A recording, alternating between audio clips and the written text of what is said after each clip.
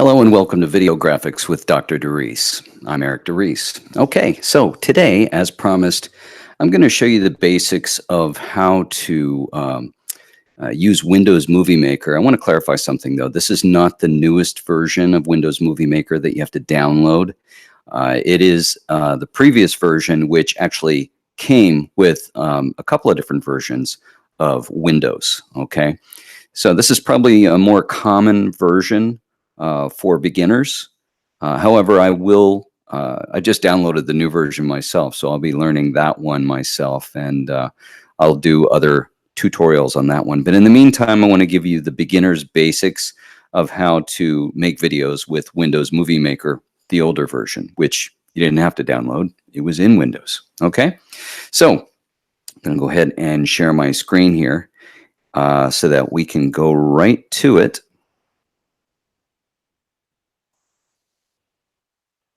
Okay. All right. Okay, so this is the interface for Windows Movie Maker. And right here, you have your basic screen. Over here on the right is where the timeline would be, okay?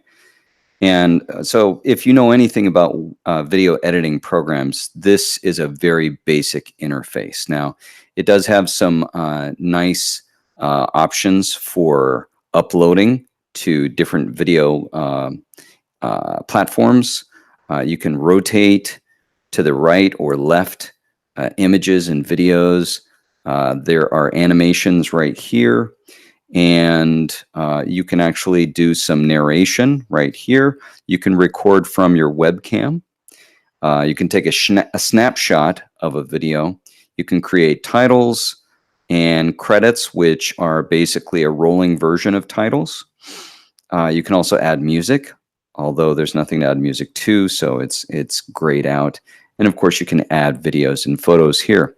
So you've got your file menu, which would enable you to save projects, save video formats, and right now you can't see any of those because I don't have anything on here. The home is the home, and if you click on the animation tab, you can see that there are a number of different types of animation. Some are transitions over here on the left, and on the right, you've got your camera movements that are internal as opposed to actually moving the camera itself. Visual effects, they're pretty good, especially for a free program like this. We'll go over those some more. For the project itself, you can change what the screen layout is. You have two options there. You can emphasize narration, do a little audio mixing, emphasizing video, no emphasis at all. And then, of course, when it comes to viewing, you can look at waveforms. You can zoom in and zoom out, and a number of options there. So let's start off with adding videos and pictures, okay? So the first thing you're going to want to do usually is to add a video. Now, one thing I want to make clear is that when you add a video, you really need to give the processor a minute to finish bringing the video file in and aligning the video with the audio. Because if you don't wait for it to do that, then you could end up getting your video and your audio out of sync. And that could just be, you know, my laptop, which is a little older. This is my kick around older laptop, but I think it's also the program itself. So let's see, we're gonna go up to some of my other video lessons. Okay, let's go ahead and bring this one in. This is an introductory video, and as you can see, right away it goes to the timeline. Now it's showing a clock icon, and it's saying Windows Movie Maker is preparing your files. Movie Maker prepares files to make them easier to edit. Please wait. Depending on the number and size of files in your project, this might take a few minutes. And it's true, it will.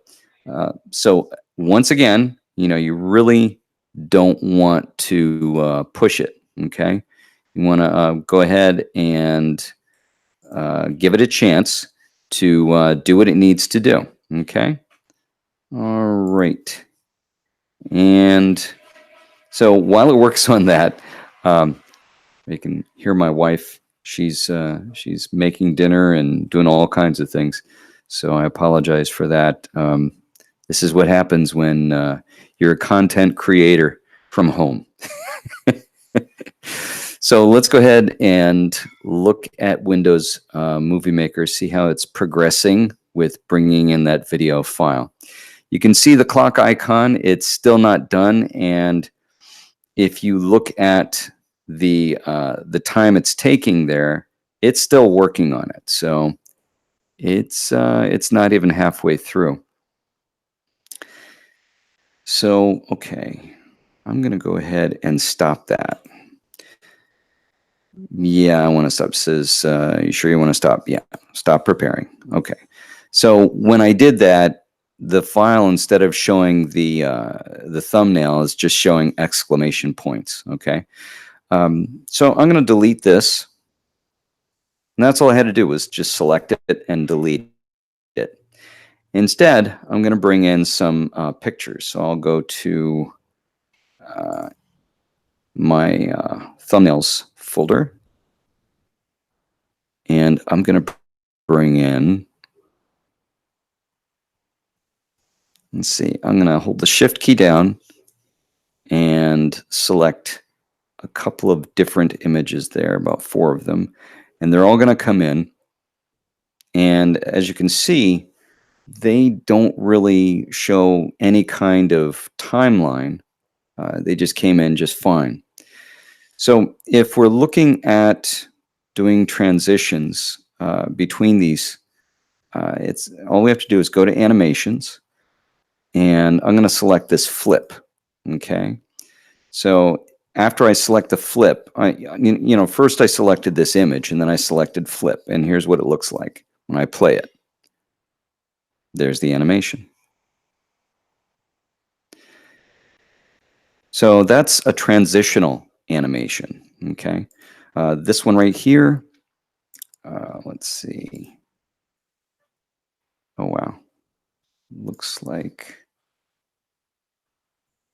you guys missed that.